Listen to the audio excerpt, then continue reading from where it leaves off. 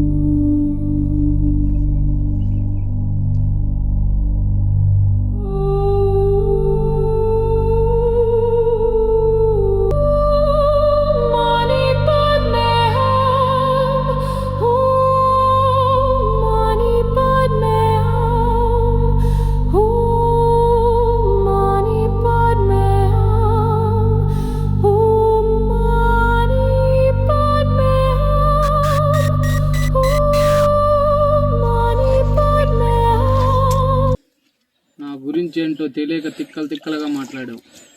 చూస్తా ఇప్పుడు నీ సంగతి.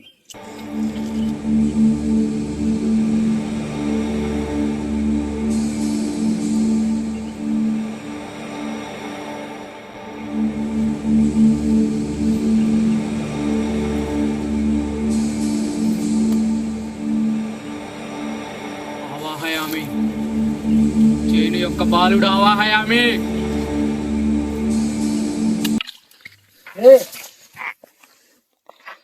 వాడేంట్రా అలా లేచి వెళ్తున్నాడు?